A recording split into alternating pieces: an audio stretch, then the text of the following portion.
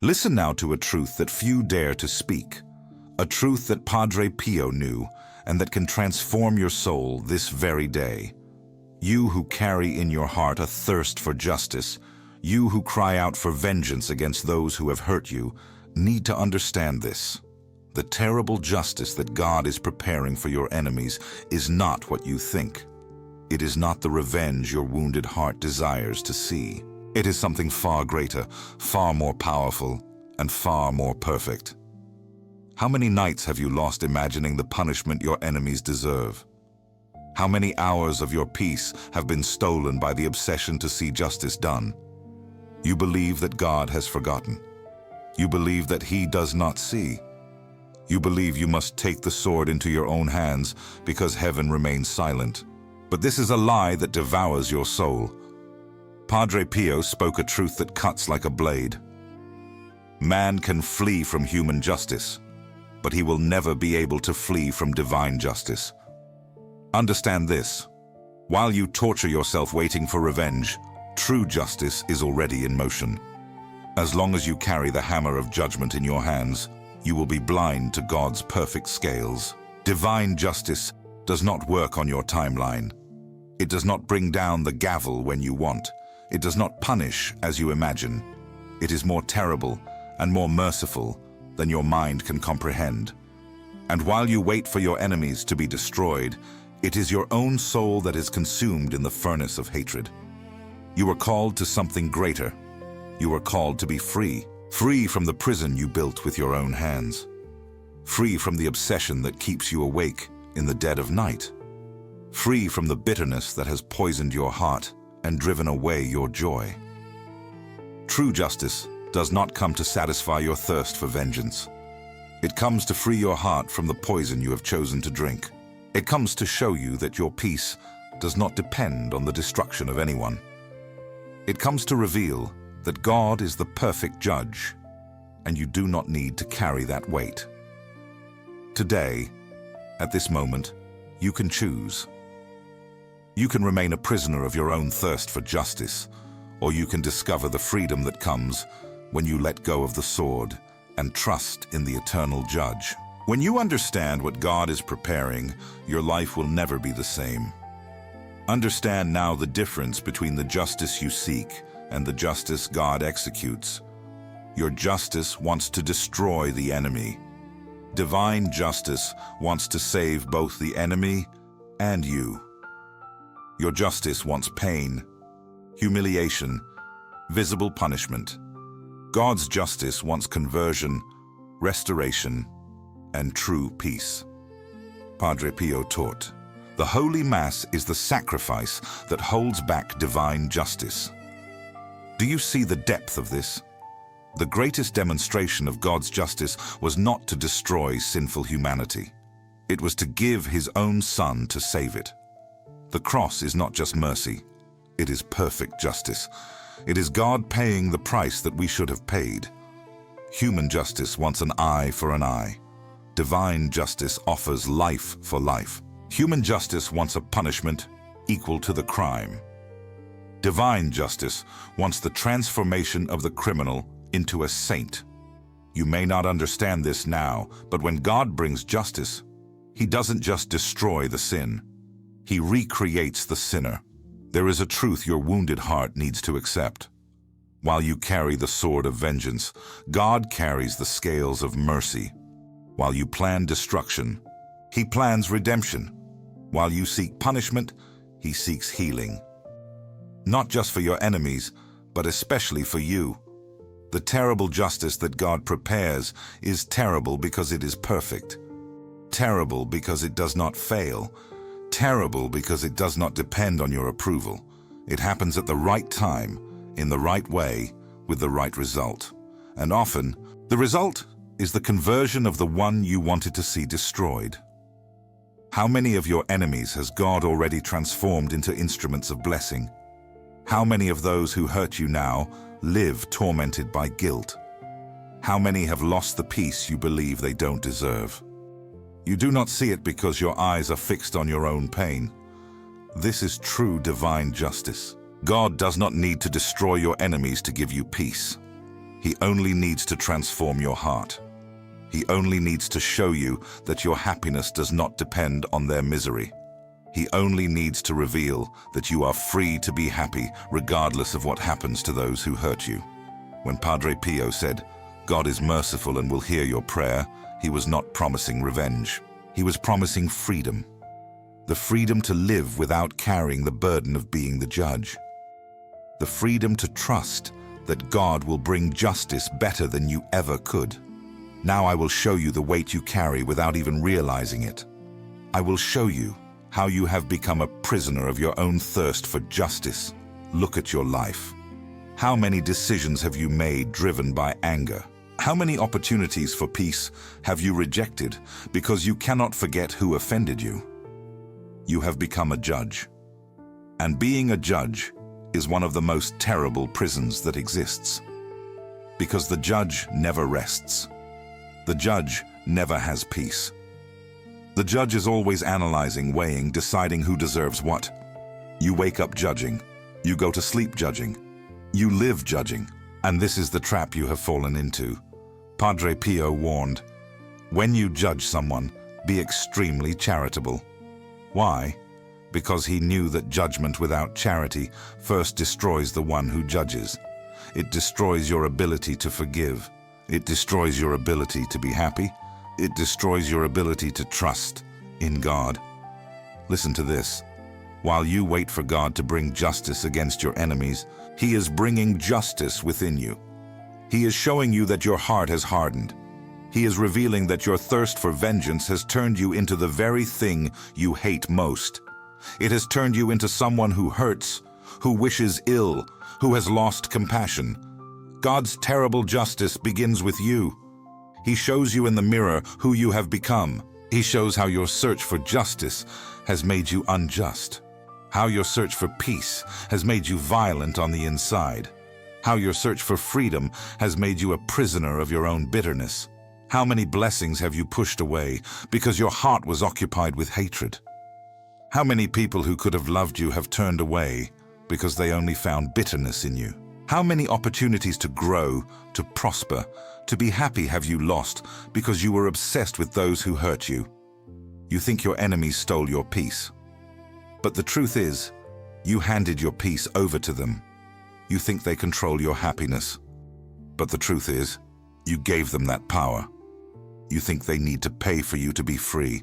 But the truth is, you already hold the key to your own prison. The terrible justice of God is to show you that you are responsible for your own misery, and at the same time, to show you that you are capable of your own liberation. You do not need revenge. You need freedom, and that freedom only comes when you let go of the sword and trust in the eternal judge. I want you to understand the spiritual consequences of carrying a thirst for vengeance. I want you to see what happens in your soul when you refuse to place justice in God's hands. Because there is a terrible price to be paid when you make yourself a judge in place of the Eternal One. First, you lose the ability to receive mercy. How can God have mercy on you if you have no mercy for anyone? How can He forgive your mistakes if you do not forgive the mistakes of others?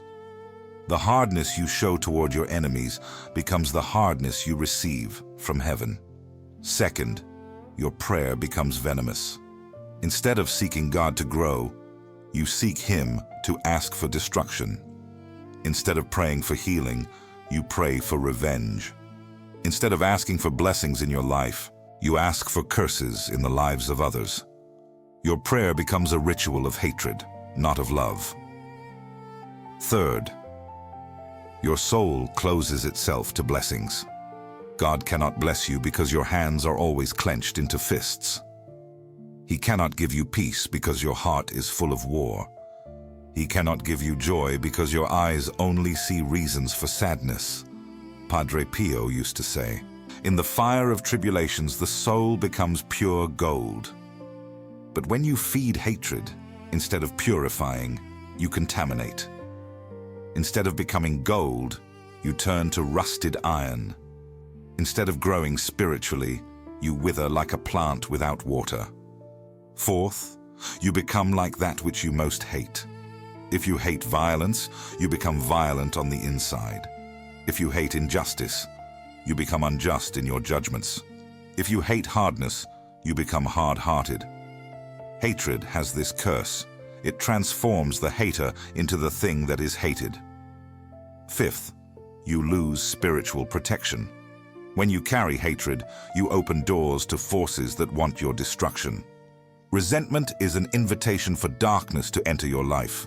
It is a breach that allows your soul to be attacked by everything that hates the light. The terrible justice of God is allowing you to reap what you sow. If you sow hatred, you reap torment.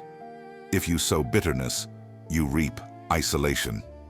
If you sow vengeance, you reap the destruction of your own peace. But it is also terrible in its mercy. Even after all this, he still offers you a way out. He still offers you the chance to let go of the sword. He still offers you the opportunity to choose freedom. He still offers you the possibility of being happy, regardless of what happens to those who hurt you. Now is the time for your liberation. The time has come to place justice in the hands of the one who can truly execute it. I will teach you a ritual that will break the chains that bind you to the thirst for vengeance. A ritual that will restore your peace and your freedom. First step, acknowledge that you are not the judge. Say this out loud. I am not the judge. I am not the avenger. I am not responsible for bringing justice against those who have hurt me. Repeat this until your soul accepts this truth. You were created to love, not to judge, to build, not to destroy, to bless, not to curse.